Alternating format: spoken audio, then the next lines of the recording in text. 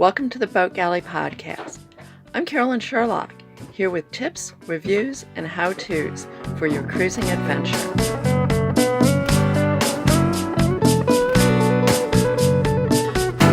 This episode is sponsored by the Boat Galley Guide to Storing Food Without Refrigeration.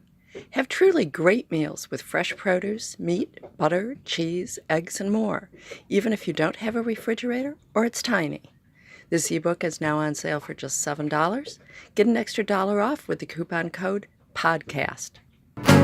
Slow down, slow down. Today, I'd like to go back to the topic of looking at boats. If you're looking at boats for the first time, one of the many questions you're probably asking is what to look for in the galley. In some ways, it's an impossible question to answer. Features that might be necessary on a 45-foot boat that's going to be used for extensive cruising would be totally impractical on a 25-footer that's going to be used for overnight and weekend trips. But as I've been asked this question numerous times, I've come to the conclusion that the primary consideration should be on three aspects of the basic layout and configuration.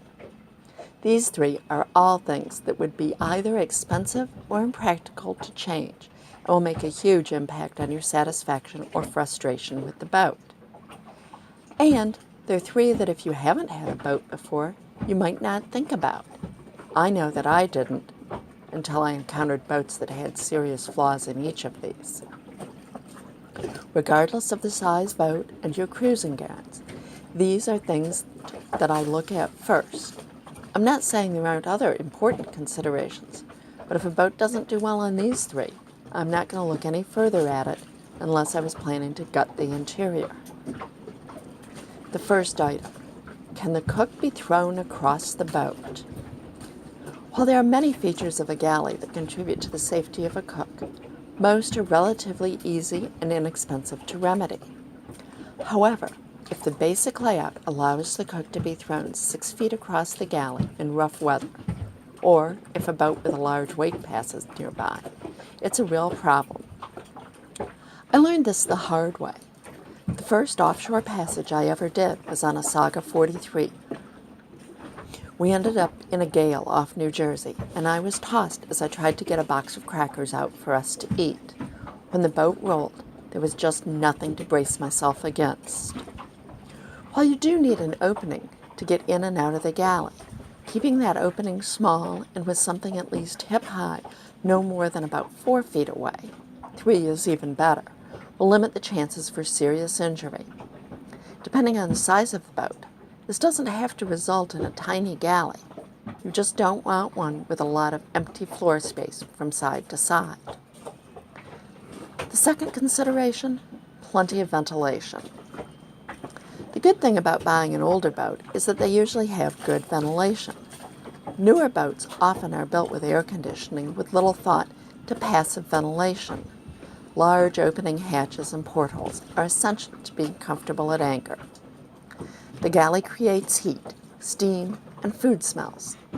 While the heat can be welcome in cool climates, the steam will quickly raise the humidity and the potential for mold and mildew. And most of us don't want to wake up to the smell of last night's fish dinner.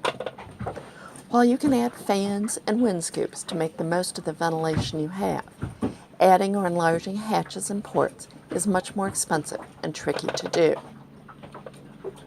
The third item is whether the hot and cold area is logical.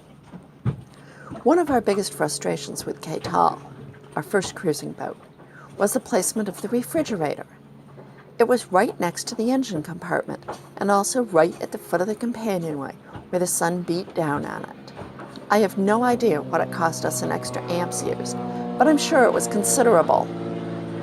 For some reason, older cruising boats tended to have the icebox, which was later converted to a refrigerator, right next to the engine, with not a lot of insulation in between. In later years, Tiana did revise the layout of the galley so the sink was next to the engine compartment and the refrigerator, or icebox, was on the other arm of the U, surrounded by air and out of direct sunlight. Even if you don't have refrigeration and just use a portable cooler, this can be an issue. Is there a cool and secure place to put the cooler? If you haven't done much cruising, It's easy to underestimate the importance of not wasting electricity for a refrigerator or not wasting ice in a cooler.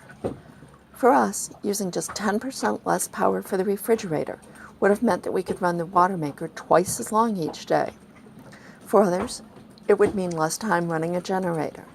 And for those using ice, it could mean an extra day or two before having to find a place to buy more, or do without. A couple more thoughts.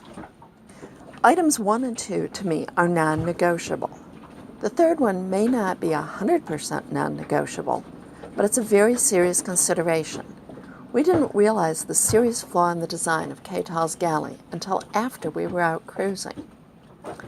Any boat is going to have trade-offs, and the biggest plus for Ketal was that her previous owners had already spent a bundle of money and time upgrading her so that she was ready to cruise. Even knowing about the consequences of the refrigerator being next to the engine, we might still have chosen her.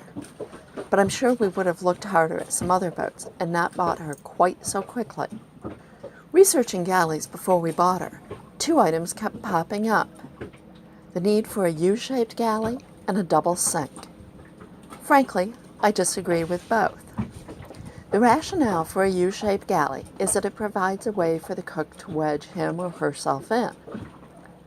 I've seen plenty of U-shaped galleys with the open side towards the center of the boat and no way for the cook to brace against the roll of the boat.